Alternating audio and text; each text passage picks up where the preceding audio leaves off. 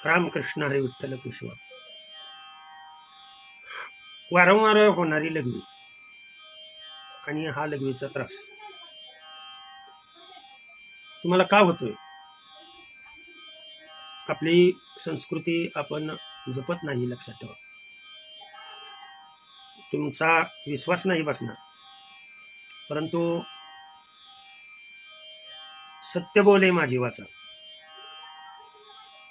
प्रसाद हाची सद्गुरूंचा. दत्तगुरूंची शपथ घेऊन सांगतो, आपण अनेक तीर्थस्थळी जातो, लक्षात ठेवा, किंवा घरी सुद्धा. नीट लक्ष द्या, मी फार म्हणजे महत्वाची गोष्ट बोलतो. घरी सुद्धा आपण आंघोळ करताना, मी पाठीमागेही बोलून गेलो, आंघोळ करताना जर लघवी करत असाल, लक्षात ठेवा, तर तो जलदेवतेचा अपमान आहे. आणि तिचा अपमान तुम्हाला मनुष्य जन्म देऊन जनावर सुद्धा पाण्यात लघवी करत नाही. आलं का लक्षात? त्यातल्या त्यात स्नान करताना. आम्ही शेळ्या आणि मेंढ्या बर का वर्षातून 2 वेळेला धुतो, तर त्या शेळ्या मेंढ्या सुद्धा धुतल्यानंतर पाण्याच्या बाहेर येऊन लघवी करतात. काय ज्ञान असेल त्यांना. आणि आपण स्नान करताना स्नान वरून गंगा तीर्थ घेतोय. जल म्हणजे गंगा तीर्थ आहे, लक्षात ठेवा. आणि हे तीर्थ जर आपण घेत असेल आणि त्या तीर्थामध्ये जर तुम्ही तुमचं मल विसर्जन करत असाल, म्हणजे लघवी करत असाल, लघु विसर्जन म्हणा थोडक्यामध्ये, मूत्र विसर्जन, तर किती मोठं पाप आहे, किती मोठा जलदेवतेचा तो अपमान आहे. आनंदी होईल जलदेवता कधी, असं वाटतं का तुम्हाला? कदापि शक्य नाही. आणि तो भोग लक्षात ठेवा, जीवनामध्ये अहंकारी माणसाच्या नेहमी नशिबी न कळत ज्यांच्या चुका होतात, ज्यांना हा व्हिडिओ पाहण्याच्या अगोदर पासून माहित नव्हतं, त्यांच्यासाठी ठीक आहे. सकाळी आंघोळ करताना, स्नान करताना माफी मागावी, जलदेवता माफ कर मला, आणि स्नान करावं. इथून मागे घडलेलं असेल एवढं उदात्त अंतकरणाची भगवंताचे सर्व अवतार आहेत. आणि आणखीन एक महत्वाची गोष्ट मी सांगू इच्छितो. तीर्थस्थळाला गेल्यानंतर, आता मी त्या पंढरपुरामध्ये अगदी नदीच्या काठाला बर का साखरे महाराज मठात, साखरे महाराज मठ कुठे आहे ते माहित आहे सर्वांना, नदीच्या काठाला आहे.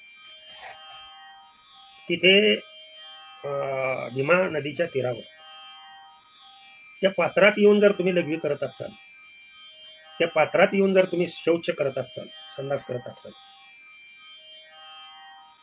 जिथे आपण ज्या पात्रामध्ये आपण पवित्र म्हणून तीर्थ प्राशन करतो, कुठे आहे आपली भारतीय संस्कृती, कुठे आहे आपला धर्म? आणि हाच मनुष्य धर्म आहे का? अहो, इतर प्राणी सुद्धा त्यांच्या धर्माप्रमाणे वागतात,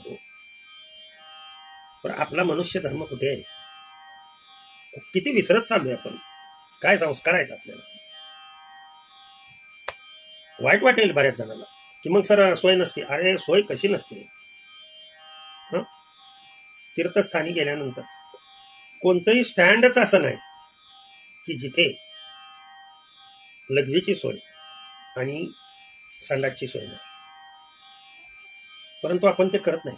लक्षात ठेवा, आपण त्या पात्रात जाऊन, मी फक्त चंद्रभागेचंच उदाहरण देतो असं नाही, ते मी माझ्या डोळ्यांनी कृत्य पाहिले आणि लाज वाटायची मलाच. लक्षात ठेवा, कशासाठी देवधर्म करते ते लोक, कशासाठी देवाला येते? पाप डोकीवरती घ्यायला. कीर्तन सांगणारे, प्रवचन सांगणारे महाराज लोक सुद्धा लगा तुम्हाला ना हे लय कमी शिक्षा केली देवाने, कुठं नाही सांग. तुम्ही गेला त्या तीर्था ठिकाणी तर तिथे माफी मागा, भगवंता माझ्याकडून चूक झाली, लक्षात आलं का तुमच्या? नका रे, असं भगवंताचं अस्तित्व आहे. Each and every thing on the earth surface have there existence. जसं हवा चहूकडे आहे आणि त्या हवेच्या प्रत्येक कणामध्ये माझा परमात्मा देवी देवताचा वास आहे, सहवास आहे.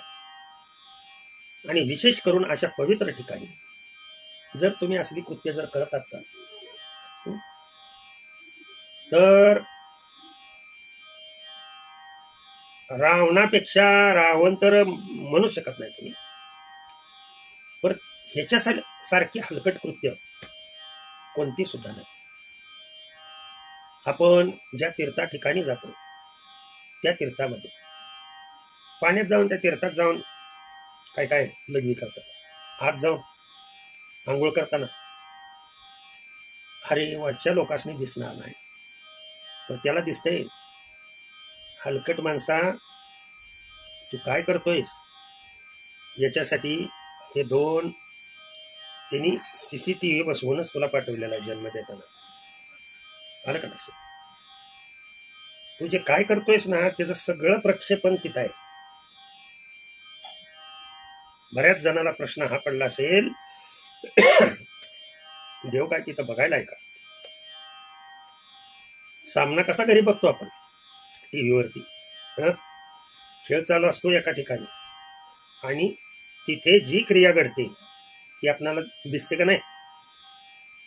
तसं तुम्हाला जे जे दिसणार आहे ते सर्व तिथं भगवंताजवळ नोंद होत असते. नवे नवे तुम्ही या शरीराच्या साह्याने काय करताय? तुम्हाला दिलेलं कर्तव्य कर्म करताय का तुम्ही? असं अहंभावात जाऊ नका कुणीही. हात जोडून माझी विनंती आहे. नाहीतर जिवंत आहे तोपर्यंत अद्दल घडल्याशिवाय राहणार.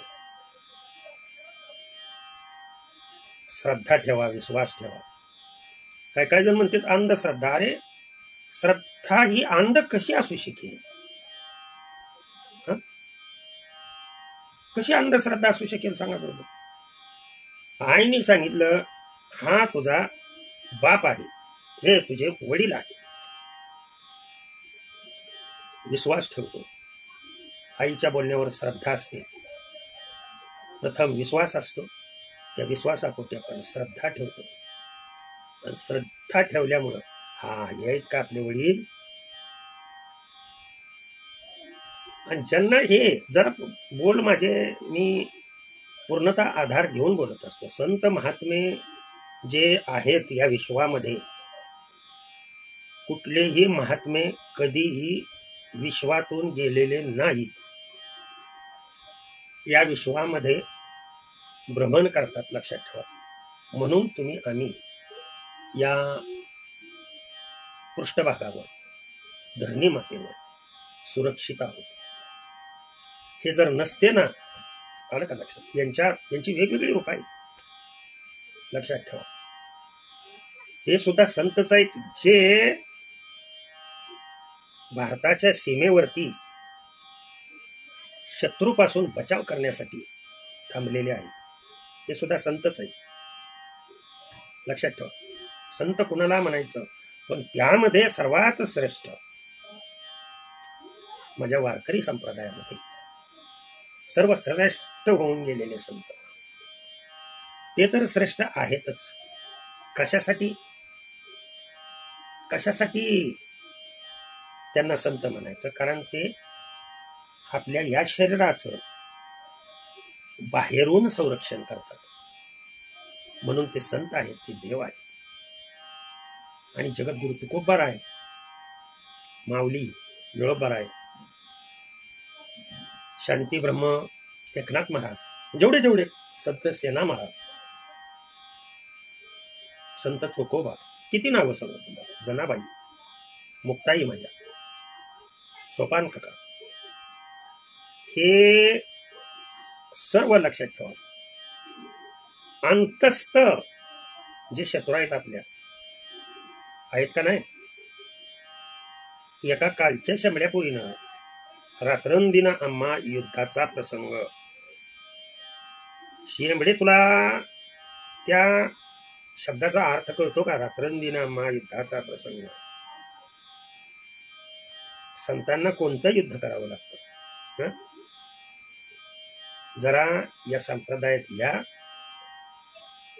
आलं का लक्षात? आणि वाचा तो गाथा वाचा तर माथा सुधरेल, आलं का लक्षात? आणि बुद्धीची, जर तुमच्या अहंकारी बुद्धीची झीट जिरवायची असेल, आलं का लक्षात? तर त्याच्यासाठी गीता आहे, भगवद्गीता, ज्ञानेश्वरी. आणि जर मी महाराष्ट्रीयन आहे, भारतीय आहे,